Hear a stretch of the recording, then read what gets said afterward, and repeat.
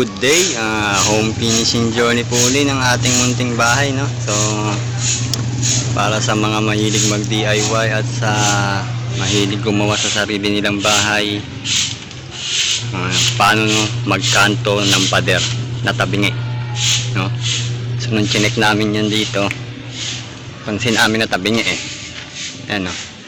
Nakapasok yung isa sa dulo. Ayan, kita nyo sa may tuktok. So paano natin yan re-remedyo ngayon? So tingnan natin paano natin re-remedyo sa pinakamadaling paraan na pwede natin gawin, na para sakaling kakuhaan nyo na idea. Sige, at yan natin to. Yan, syempre check muna natin yung pader, no? So nung dalawang paraan, pwedeng hulugan mo, ayan. Tapos ito ang hindi niya ipinantay dun sa dulo. Kukuhain lang natin yung pinakamakapal na surface dun sa baba. Kung ano yung pinaka nakausli, ayun yung papantayan natin. Tapos pagdating dito sa dulo, yan, ganyan kakapal ang hahabulin natin. O yan, chinek din namin yung kabila. Itong dito naman, sa kabilang side, pantay naman. So ito lang yung kabila talagang medyo pumasok. Pwede rin natin siyang i-level bar.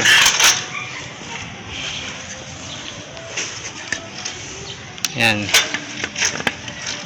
Pero mas maganda yung hulog Patayin ko lang bula. Hirap kasi ng isang kamay lang. Kuhain natin sa babang medyo malalim.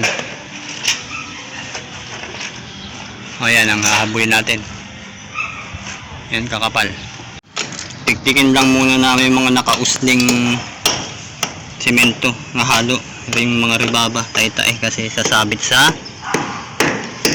gagawin namin is yan, tatapal namin tong plywood na to dito sa gilid para madali natin siya makantuhan.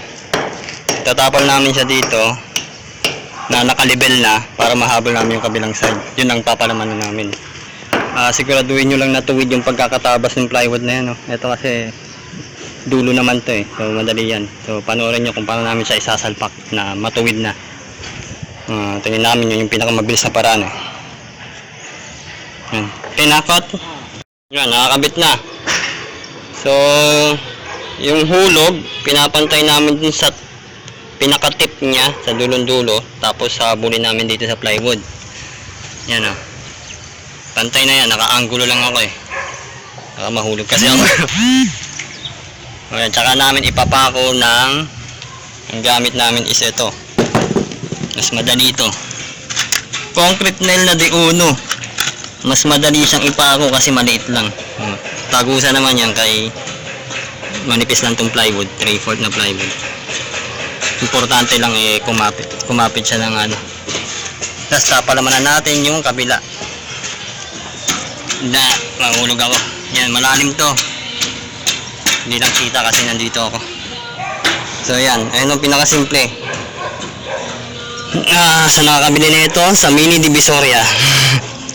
Minsan kasi sa lugar ng concrete nila ganyang kanipis na D1. So yung kadalasan nasa kanila ay medyo mataba.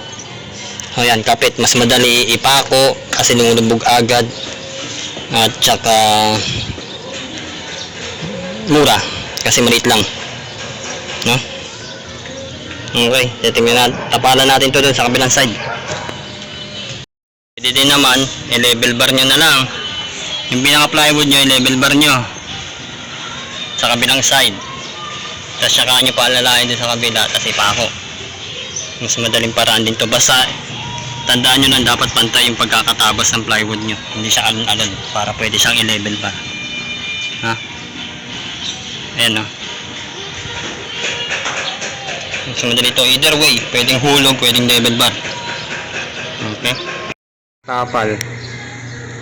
Ito, sa taas ng pinaka malalim. So hintayin lang namin uling matuyo-tuyo kasi malalaglag yan kapag binigla Hintayin lang namin matuyo-tuyo nga 30 minutes. Tapos pahiran uli namin. Hindi na siya malalaglag. Okay. So hanap muna kami na ibang gagawin dito.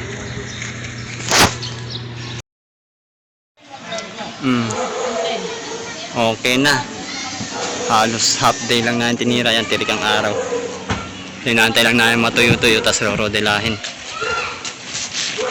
Ganun lang naman kasimple. Plywood na tuwid, tapos i-level. Tapos palamanan dun sa kabilang side. Pag tabingi din yung kabila, ganun lang din naman yung sistema. Sa kabila, ililipat lang yung plywood. So ito, bukas na namin tatanggalin para siguradong hindi sasama yung halo. Mga tumutong kayo sa mga bakal dun ha. Yun lang naman. At sa mga, sana may nakuha kayo kahit paano dito. Isang mabilis na video. At sa mga susunod pa po natin. Yun, okay na. Narodela na rin. At nalamanan na natin yung sa may na hindi pantay sa taas. Hala. So ganun lang din naman. Basic lang. Plywood na hinulugan, level. Tapos palamanan dun sa may hindi pantay.